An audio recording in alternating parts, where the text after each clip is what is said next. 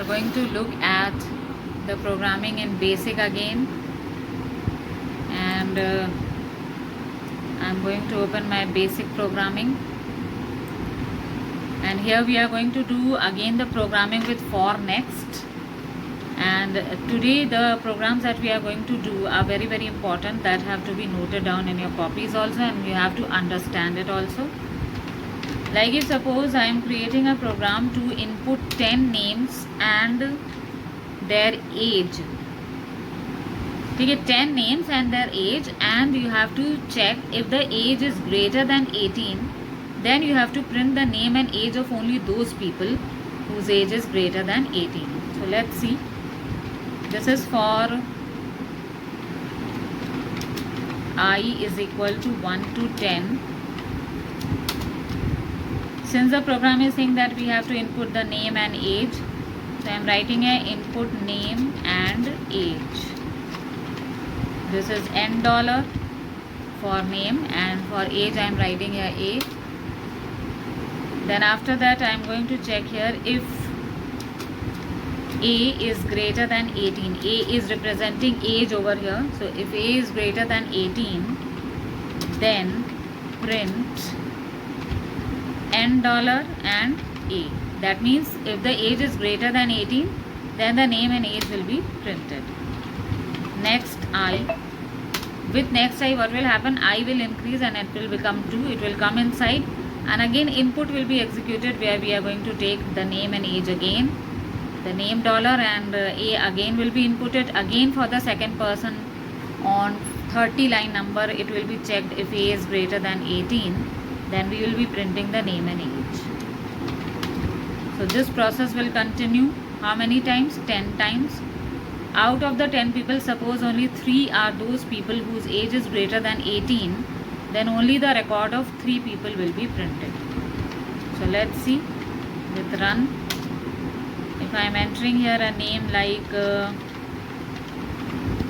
Puneet, and age I am writing as 20. Sorry, this is like Puneet, comma 20. So Puneet and 20 will be printed. Now the second age that I am entering is Amit, 10 years. It will not be printed because it is less than 18. Then if suppose I write here Mohit and the age as 12 years, again this will not be printed. Then Ajay, 21. Ajay and 21 will be printed because it is greater than 18. And here if suppose I write here Pinky, 9 years, it will not be printed. Rohit, 22 years, this will be printed. Then Lalit, 18 years, this will not be printed because it should be greater than 18. Then Kiran, if I write here 23, this will be printed. And if I write here Pooja, 45, again it will be printed. Then if I suppose I write here Kishore, then 20, again it will be printed. So for 10 people, you can see how many have been printed. Puneet's record has been printed. Ajay, 2, 3, 4, 5, 6 people are those whose age is greater than 18. Right? So let's list the program. What was the program like? Here in 10 line number we are seeing 10 for I is equal to 1 to 10. Then input we are taking here name and age in $n and A. And if the age is greater than 18, then we are printing $n and A. And in 40 line number, next I as I told you in the previous video also, with next I the value of I will be incremented and it will become 2 and so on. Right? Now let's look at the second program. Suppose we have to enter name and marks of 3 subjects of 5 students, and we have to calculate their average and print it. So for 5 students we have to do. We'll write a new auto for I is equal to 1 to 10. Input, enter name and marks. We are taking here name M1, M2, M3. Let total is equal to M1 plus M2 plus M3. Let average is equal to total divided by 3, and we are going to print the total and average. If you want to print the name also, you can write here name. This was for the first student. Why I am saying first student? Because the present value of I is 1. So this means the name and marks of 3 subjects for first student will be taken as an input. Then we are calculating the total and average of that very student. We are printing the total and average of that very first student. With next I, now the value of I will increment. It will become 2. Again it will come to line number 20, and again take the name and marks of 3 subjects, and then it will calculate the total and average. So let's end this program and see the output.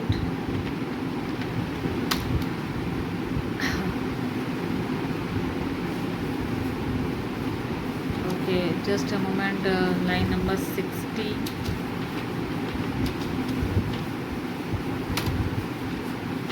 Let's list the program. It's okay, and now let's run it again. So it's asking the name and the marks. I'm writing here Mayank, and the marks of 3 subjects like 56, 78, 90, and I'm getting the total and average of that student along with the name. Then the second name that I'm entering is Mohit, right? Mohit, and the marks of 3 subjects 55, 66, 77. Then the name next is Neetu, 60, 70, 80. We are getting the total and average immediately also.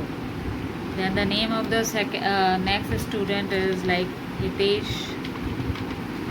Then the marks that I am entering is 67, 57, 89, and I am getting the total and average.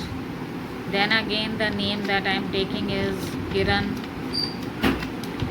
The marks, and then again the name and the marks. Okay, how many students are there? Oh, okay, I did for 10 students. So similarly you people can carry on. I am just breaking it off because my question was for taking for 5 students, right? So this way this program is going to work. Now let's look at the next question. Now let's look at the next program. New auto. Now suppose a question is given that we have to enter a number and check if it is a prime number or not. Prime number is a number which is divisible by 1 and by itself. So how do we do it? Let's see. We are running a for loop. First of all, we'll input a number from the user, the number which has to be checked for prime number. So we are saying enter a number.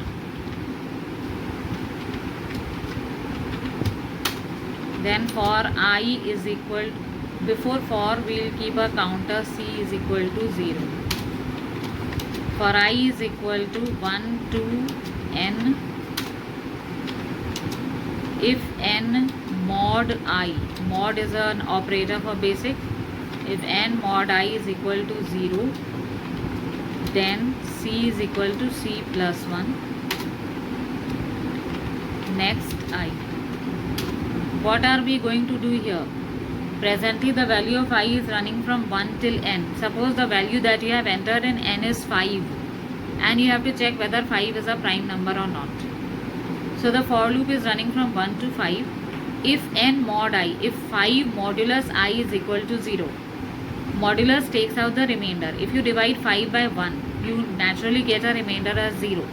This condition is true. C, which was 0 initially, will become 1. So C plus 1 means C is now 1. It has counted कि हाँ ये पहला number है in which 5 occurs. Next I will become 2.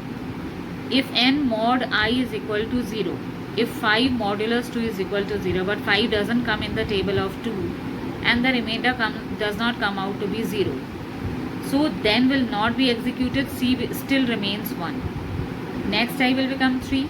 If n mod I is equal to 0 will again be executed. 5 modulus 3 is equal to 0, no, so again C will not increment. Next I will become 4.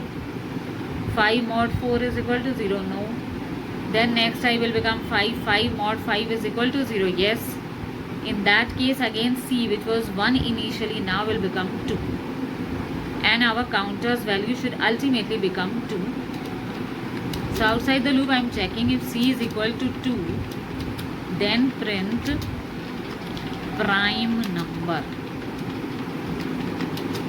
Else print not prime.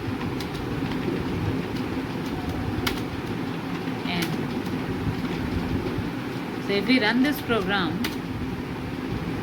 if suppose I enter 7 and it's giving me a message prime number, because 7 comes only in the table of 1 and itself, right?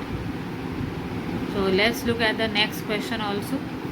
The question that we are going to see is to enter a number and check if it is a perfect number. What is a perfect number? Like for example 6.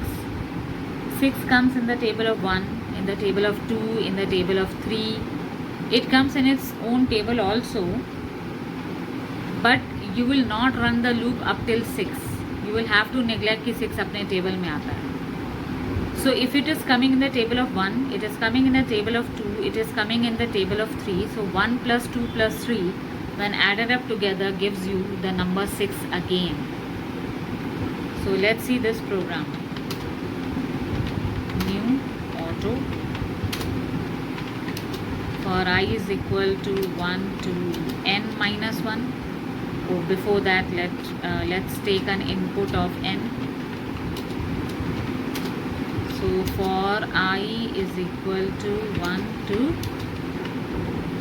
n, if n mod I is equal to 0, then C is equal to C plus I. Next I. What are we going to do here? See, in this program what we are doing is, now let's look at a program of HCF in which we have to enter two numbers and calculate their HCF. We will put here a CLS.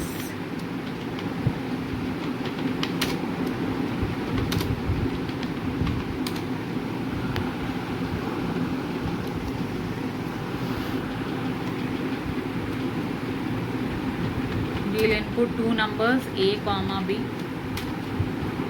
and we will find out the greatest. If A is greater than B, then largest will be equal to A.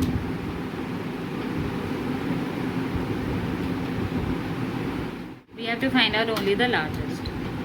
So we will run a for loop for I is equal to 1 to the largest number. And we will check if A mod I is equal to 0 and B mod I is equal to 0, then HCF is equal to I. What is this doing for us? Let's understand.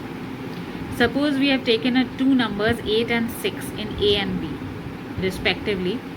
If A is greater than B, that means if 8 is greater than 6, then largest number is equal to A. That means largest number is 8.